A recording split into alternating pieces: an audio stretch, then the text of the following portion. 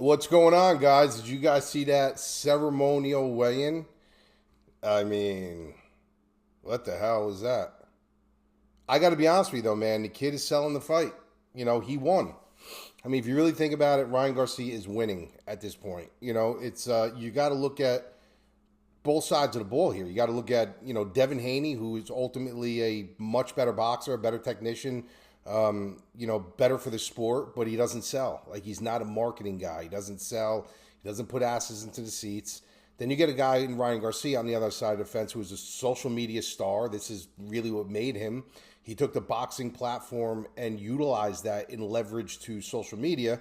And he's got all the casuals, all the fish, all the young people that really don't know much about boxing at all, kind of supporting him, watching it. He's got eyes on it, and he added another layer of crazy to that. And now you have everybody's eyes on it. So, I mean, it's a win for him. I mean, mind you, did he miss weight 3.5 pounds?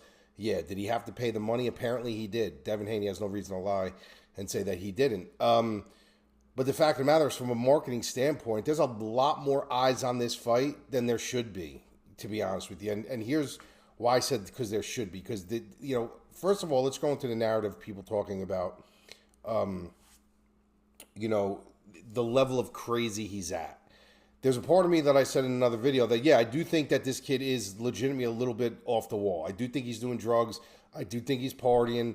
But there's also a level of, I think he's pushing the envelope a little bit, and he's kind of buying into this role, and he's buying into all this. Do I think there was a beer in that bottle on the scale? No, I really, honestly, I personally don't. I think there was like water in there or something. It was just, you swig a whole bottle of beer like that on a scale. Like, I mean, you're burping, you're doing something. You're not just like normal. He literally, I honestly think there was water. Maybe there was beer. I don't know, but I honestly think there was water in that bottle.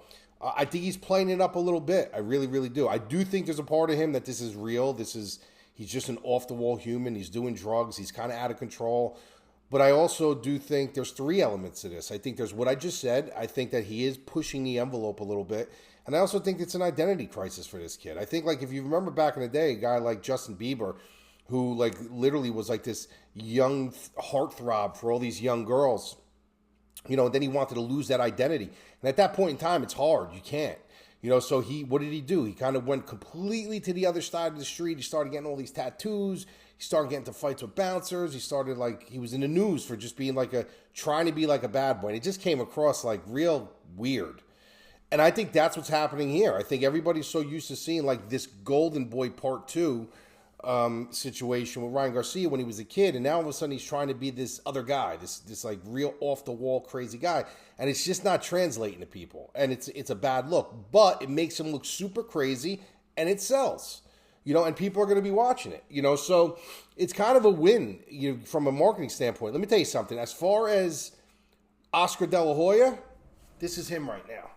This is what he's doing right now. He's in the back, him and fucking Bernard Hopkins. They're going like this right now because this is great for them. They're like, everything that he does dumb, everything that he does stupid is money. Cha-ching! It's money in our bank. It's another view. It's another ticket being sold. As far as Vegas right now, this is what Vegas is doing right now. Vegas is going like this right now. You know why? Because all the casuals and all the fish and everybody, the fools, are going to come rushing in, putting money on Garcia. You got the young kids who are like, fans of his. They don't watch any boxing. They're throwing money on him here. Let's bet him. Oh my God, I can't believe it. Plus 800 by knockout, plus 600 by, for him to win. Oh my God, he's going to win. He's going to win. So yeah, sure. They're little bets because they're young, probably $20, $30, $40 here and there. Then you got the casual fans that he brings the Conor McGregor effect. He brings the Jake Paul effect in, where they know nothing about boxing. Maybe they're MMA fans, MMA touts, MMA analysts, whatever, and there's really no MMA this weekend other than PFL, but there's no UFC. So what do? They need something to kind of grab onto, so they grab on the boxing and they start telling their people, like, this is crazy, this money, plus 600 shouldn't be this wide, and bet them, and the fools come rushing in. So Vegas right now, they're back, they're stroking, they're loving this money coming in on Garcia. The purists, the guys who really know boxing, and they know that Haney's going to win this fight, there's no meat on the bone. You know, there's not enough good value for us to really go in. So it's more like, let's just watch and see what happens. Let's just have fun with it and see what happens. But to bet him at those odds is ridiculous. I think him by decisions minus 200. There's really no value there.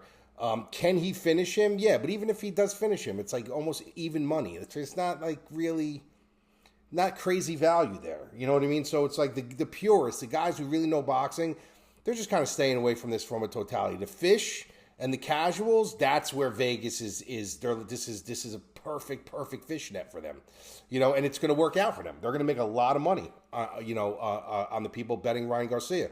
So don't get caught up in that. But you know, when you look at, you know, this fight, you know, with X's and O's, and you know, the people that are coming on saying, well, you know, they fought 6 times already, they know each other, they split 3-3. No, they don't know each other. These guys do not know each other, which once was a gap here, going back and forth, is now a gap like this. You got one guy who made money on social media. You got one guy who literally took the platform of boxing and became a social media star. Like I said, good for him. But then you got another guy this whole time who wasn't really a social media guy. He put his nose to the grindstone. He literally just sharpened his skills. He honed in everything. The level of competition on their resumes are completely different, especially as of late. Like these guys are not even on the same, even in the same class anymore. Yeah, it's the truth. They're not even in the same class anymore. You know, and Ryan Garcia is a kid. Can he catch him with that left hook? Yeah, of course he can. Of course, it's a fight.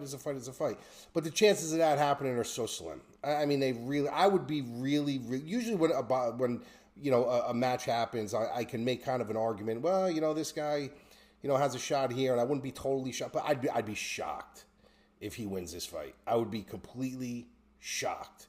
And personally, for me, you know, a guy like when I actually thought Ryan Garcia possibly could have gave Tank a little bit of trouble, a little something, gave him some kind of pressure, a little bit of riddle to solve. Then they give him Oscar Duarte. You know, after he quit against Tank Davis, they give him Oscar Duarte to get him back on the board, and he wins by knockout. Good for him. This kid's just not right. Like, there's nothing consistent about him. There's nothing cohesive about him. He goes through trainers. I guarantee you that his trainer will be leaving after this fight. You could just see it in his face, Derek James. You could just see Derek James's face, grabbing the microphone, putting the microphone on the table, telling him, don't say this, don't say that. You could just see, like, it's going to be another Joey Goosen issue. He won one fight with him, and then after this, he's going to be done with him. But this time, he's not going to get fired. He's going to be the one that's what he don't need this. Like, what trainer needs this? You know, so this is just a fish trap.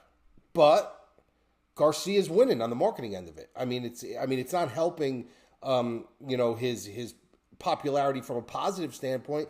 But any media is good media, especially in this day and age. Like, it doesn't matter if you're getting eyes, you're winning. Doesn't matter if you're the villain. Doesn't matter if you're the good guy. He's winning on that end, but he's bringing that very big Jake Paul, Conor McGregor-esque way into this fight, because he does have that persona. He does have that image. He does have that ability to do so because of everything he's done on social media. But like I said, this boils down to one guy made his career on social media using the boxing platform, and another guy became an undefeated world champion using boxing as his platform. So, you know, it's just what it is. I do think that the chances are Haney winning by decision is probably the way to go. But like I said, I would not be shocked if Devin Haney makes him quit. I don't think he's going to get to this big fire fight with him. I don't think he's going to stand in the middle of the ring with him and just slug it out with him, you know, every round. I don't buy it. That's not what he does. He's not a hunter. He doesn't go hawking you down. He's a technician. He lets the fight come to him. And I think that's what's going to happen. Now, if Garcia keeps pushing him, you know, for round after round, then he's going to have no choice. He's going to have to just start firing back. But I don't even know if Garcia is going to last. Like, you know, I could see him starting to gas out halfway through the fight.